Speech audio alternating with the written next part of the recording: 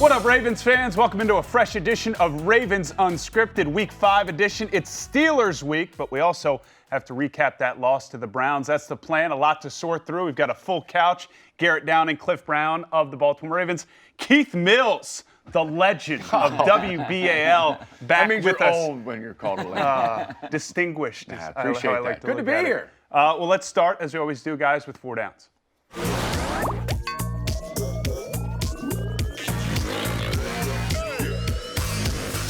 First down, time to talk the Browns game. Garrett, you're in that spot right across from me, so you always get first crack at this. Your level of concern with what you saw in this game and moving forward. Yeah, I mean, it's concerning. I think the defense, you never want to see the defense give up back-to-back games of 500-plus yards. You know, I think what we're trying to all figure out right now is which Ravens are the real Ravens. You had the first 2 games where they go out there and everyone's booking their playoff tickets and thinking about that first-round bye, you know, getting that Miami trip, you know, figured out.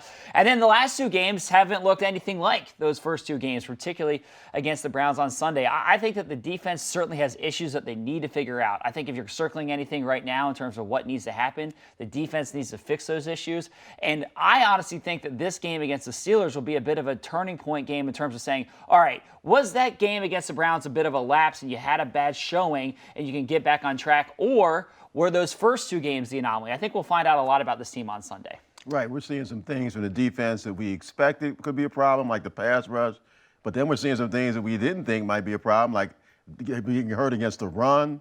The secondary was being touted as one of the best in the NFL, if not the best, before the season. We've seen secondary issues. So I think when you start seeing problems that you didn't expect when the season started, that is a reason for concern. They're going to clean it up. Yeah, I think Sunday it was almost like a perfect storm. Had a chance to watch the Browns against the Rams, and I thought the Browns played really well. They didn't have a lot of the penalties that they had in the first couple of weeks. Looked like they were played much more disciplined football against the Browns. And I think they caught the Ravens at a time that where they're struggling defensively. Obviously, we've heard all about the communication issues, and tackling issues were abysmal the other day. So compound those 2 or put those 2 together, and you had the finished product, which was a one-sided win for the Browns. You can't panic right now if you're the Ravens coaching staff. You got to stick to the plan. You got to trust your talent. You got to trust that the system that they implemented is down the road going to pay off. And completely new week. And we all talk about week to week. I would be very surprised if the Ravens did not come out and play well on Sunday. Yeah, the final score is the final record of that game, but you look in the fourth quarter, it's a 1-score game. It felt closer than maybe the final score indicated. Second down, let's stay with this defense, because Baltimore and defense are 2 things that have been synonymous for as long as I can remember. And Keith, you've been here for a lot of it. Identity. It can be a cliche at times, but I think it's a reality too. And this defense doesn't feel like at this point it has one. What's a realistic one for it in Week 5 and maybe moving forward? The reality of the Ravens' mystique was rock 'em, sock 'em at the point of attack. Physical. You were going to win the battle up front, and then let our back 7 guys take care of it. But right now, that's not happening. This is the first time I can remember in 4 or 5 years that the Ravens are getting gouged by the run. It happened outside against the Chiefs a couple of weeks ago. They ran around the edges. And this past Sunday against the Browns, they did both. They ran around the edges and they ran inside. And if I'm Wink Martindale, and I think if you ask Wink Martindale, that is his biggest priority right now. Shore up your run defense. Stop the run, make them one-dimensional, and force maybe some mistakes in the back end if you can clean some things up there. But run defense, got to start there. I mean, they got to fix the run defense. They got to fix pass defense. They got to fix the pass rush. I mean, to me, I don't necessarily look at it as just the run defense and then everything else kind of falls into place. I think that they need to fix issues on all 3 levels of this thing. In the back end, there just seem to be kind of lapses in terms of what guys are supposed to do. Marlon Humphrey talked about how there have just been some blown coverages as a result of guys not knowing exactly where to be or miscommunication. They've tried to clean up the communication. Tony Jefferson was now wearing the green dot with the headset as opposed to Patrick Owasu, who wore it for the first 3 games. That was a change to try to improve some of that communication. But look, I mean, you can't have guys running free in the secondary. You can't have a running back run 88 yards untouched through the defense in a 1-score game in the fourth quarter. Those are big plays that the Ravens historically have not given up, and they need to find ways to cut down on those big-time plays. Third down, Cliff. let's flip this to the offense, because I think it's reasonable to believe that the defense will improve heading into next week and maybe moving forward. But for now, it's the offense that's got to carry the load. Are Lamar and that group capable of doing so? I think you see some encouraging signs that they might be. I mean, the running game has been consistently good all year. You can make a case that there have been times when they maybe should have relied on the running game more. Obviously, Lamar has really improved as a passer, and even in games when they play well, they're leaving some plays on the field that I think could have led to more scores. So this offense, to me, has been really a bright spot the first 4 games. There's been some glitches, but I continue to think that Lamar's going to improve. I believe in their running game. Obviously, Mark Ingram, the way he's running the football. So, yes, I believe that the Ravens are going to be a team that can move the football consistently.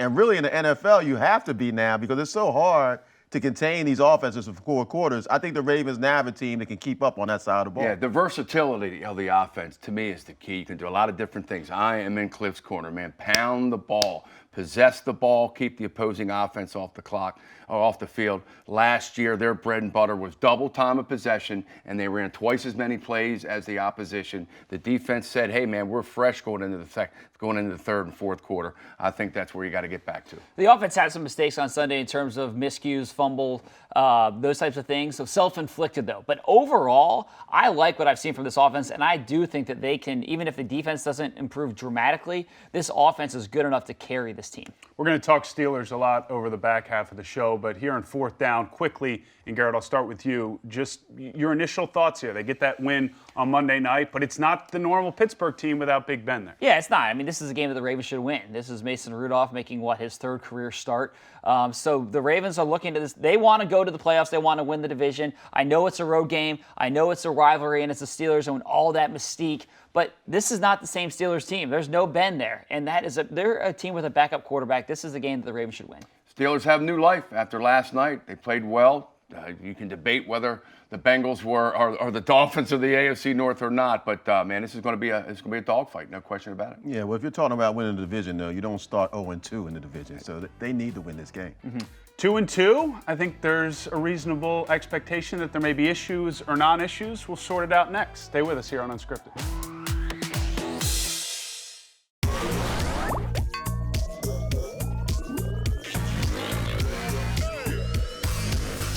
Welcome back to Unscripted. Time for a little issue or non-issue. I'll present a statement to the experts here, and they'll tell me if it's worth worrying about or no big deal at all. Okay, first up, Cliff, Marquise Hollywood Brown. We saw what he did the first 2 games.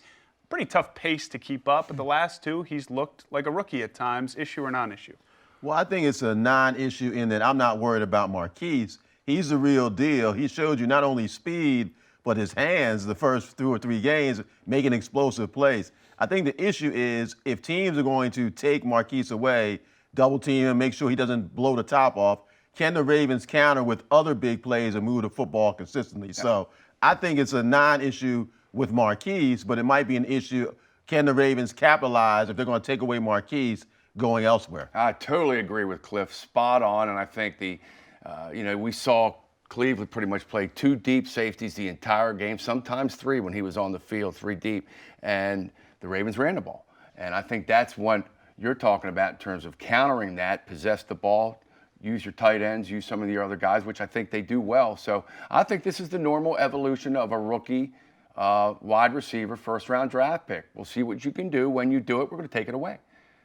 Force them to go to other options. Yeah, I'm not worried about this. I think it's a non-issue. Like I said earlier, I think that the offense can be the driver of this team and really carry this team. And I look at it, and like I said earlier, I think that there's some other guys that have the opportunity to make some plays. They just need to make them. Chris Moore got caught off bounds and went out of bounds and doesn't have a catch. Mark Andrews dropped a 1st down catch. Mark Ingram had the fumble. So I think overall, you got to feel good about where this offense is. And I do think that some of these other guys will step up. And like you were talking about earlier, I think running the ball with Ingram is going to be a big piece of this offense moving forward. Well, a bit of surprise on Sunday. It crept up late in the week. The health issue, the knee for Brandon Williams, guys. Garrett, I'll start with you. Just issue or non-issue moving forward with how critical Brandon can be, as Keith pointed out, in trying to stop the run, which is something they haven't been able to do the last 2 weeks. If he's out an extended period of time, I think it's an issue. I mean, I think you kind of forget about how good he is and how dominant he is just because he clogs up the middle of a defense and he takes up all those blockers and then he allows the linebackers to go make plays. Brandon's been an incredibly durable player over the course of his career. He missed 4 games back in 2017 because of an injury. During that stretch, the Ravens went 1-3 and they gave up 165 yards on the ground. When he's not on the field, it does make a big difference in that run defense. And if they're going to stop the run, they want big number 98 out there on the field. So let's keep fingers crossed that it's not a long-term deal. I totally agree as well. It's an issue if it's long-term or even 3 to 4 weeks because he's one of the best in the game. And the Ravens historically have had guys that have plugged the middle. Kelly Gregg, Haloti Ngata, Brandon, and they historically, with those guys in the middle, consistently, opposing teams have had a tough time running the football. Yeah, you have a defense that isn't playing as well as it can. You don't want to miss any key pieces. They've already been going without Jimmy Smith. They've been going out Tavon Young. They have to go without him all season. You add Brandon Williams to that equation. Yeah, I mean, he does the dirty work up front that often, as you say, Garrett, gets overlooked. When you don't have somebody cleaning up the dirty work, things can get ugly. We saw that on Sunday. Yeah. Last one, and Keith, we'll start with you. It's a little late for this to be rectified, but issue or non-issue as it's crept up now with this defense and what they lost in the offseason, whether it be Weddle, Suggs, Adarius, because as you've touched on as a group here, the defense doesn't have the continuity that it did a year ago. Well, certainly it's an issue because what we've heard from everyone on defense, it is communication problems. And we didn't see much of that last year. Didn't see free runners running all over the field last year. I am a monster fan of C.J. Mosley. And I think it was a little premature from everybody to dismiss his loss as being, no big deal.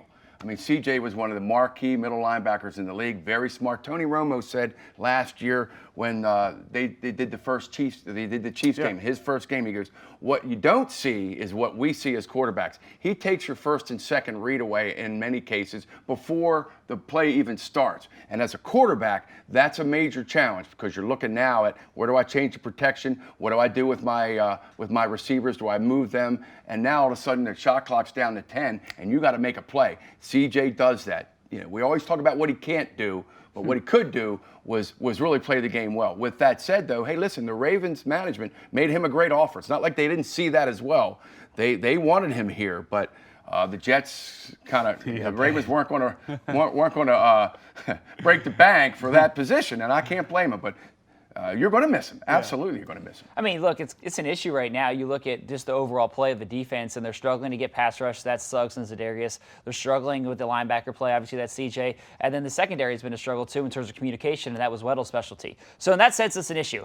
But here's the reality.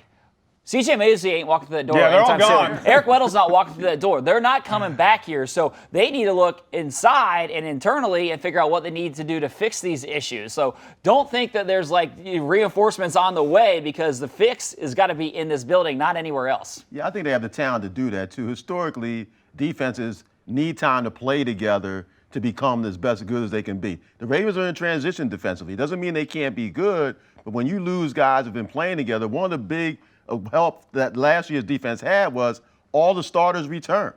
So they all knew each other. They really gelled well together. Now we're throwing important new pieces in the mix. They just need time, I think, to work these things out.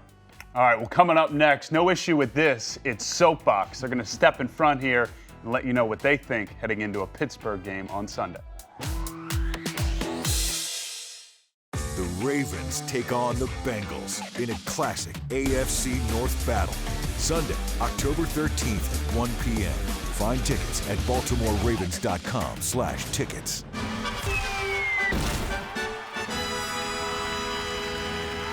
No better way to close out Unscripted than with a little soapbox. It's one of my favorites. It's a chance for the couch here, each guy, to step in front of the spotlight and give you their opinion on something. 30 seconds.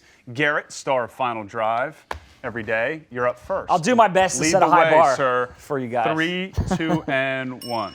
When the Ravens look to get this team back on track against the Steelers on Sunday, I think a key way to do that is to ground and pound the football. This Ravens offense has a great rushing attack with Mark Ingram, Gus Edwards, and Lamar Jackson. And I think that a key for this team is to play keep away. Keep those opposing offenses off the field by controlling the time of possession. They did that a lot last season, and I think they can do that again this year. Lamar Jackson has improved dramatically as a passer, and they have that in their back pocket. But I still think this is a ground and pound team. And that's a key for this team moving forward. Ooh, took a little extra time, but I think you really hammered the point home. And Keith, I know you love the idea of more running the ball. I was trying to just speak to Keith. Ground and pound. Whoa. I'm sorry. Yeah. Wait till you're told to go to soap. I mean, you're the OG and all, but I still got it. It's Cliff's turn. Peaks and valleys. He's just so jacked up about the run game. Cliff, you're up, man. All right. Oh, that's funny. All right, Cliff. Take us away, Cliff. 3, 2, and 1.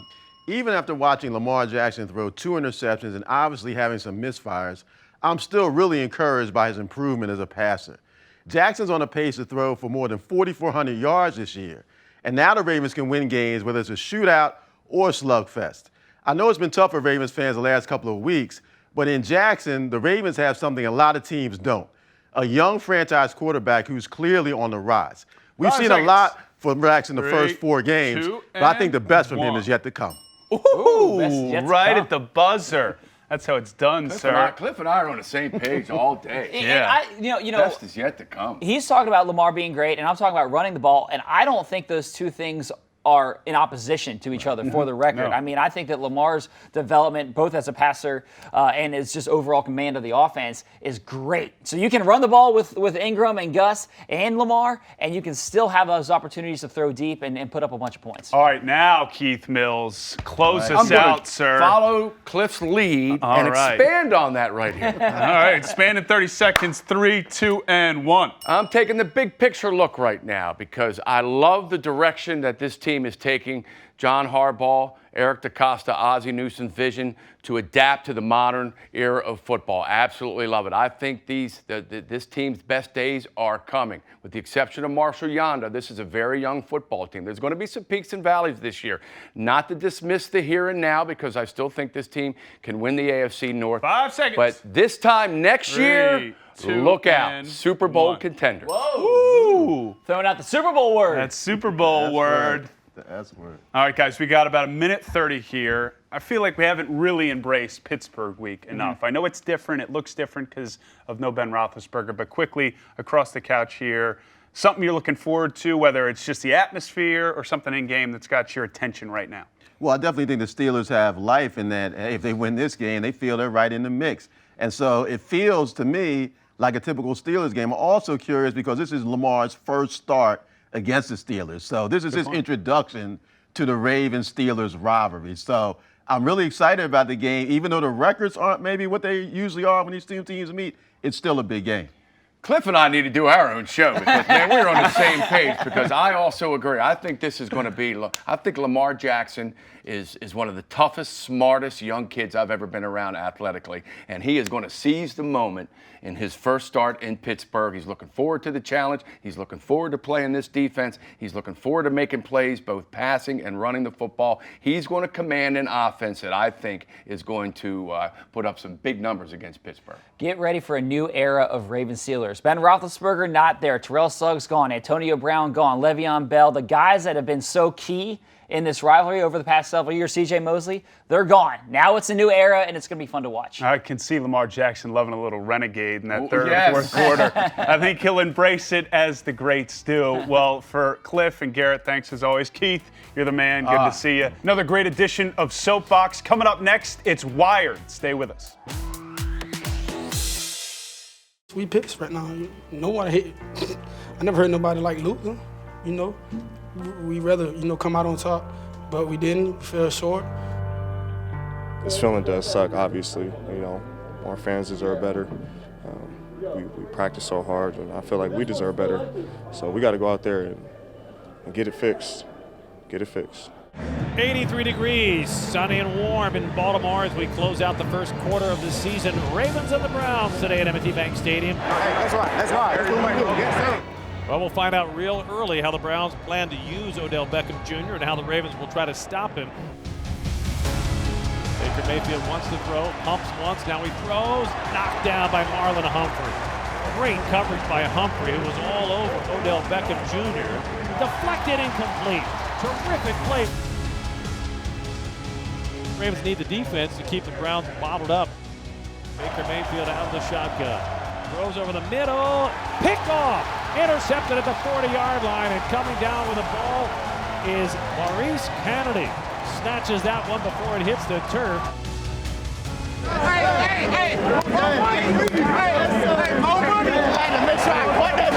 I just finna hit that seam, bro.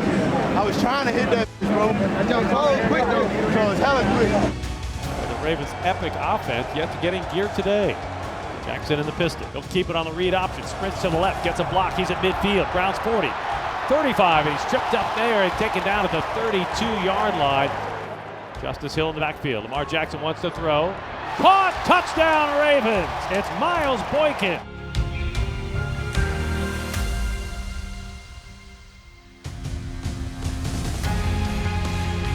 First division game of the year, and the Ravens are playing from behind. It's time for a spark. Empty backfield. Jackson wants to throw. Lob to the back of the end zone. Mark Andrews has it. Touchdown, Ravens! Wide open in the back of the end zone. Hey, you're good, man. That's a hell of a drive. 20-10-5 touchdown on an 88-yard run. Being in predicaments like this can only get you stronger, so fully confident in the guys we have in our room. You just got to go out there and play. You know, mistakes gonna happen. I never seen a person play a perfect game. You know, you just got to go out there, move on to the next play, and do us. We will never lose confidence in this defense or in this organization. We play Raven football, and that's what we're gonna figure out to do, and we're gonna get the job done. We will rise for our life.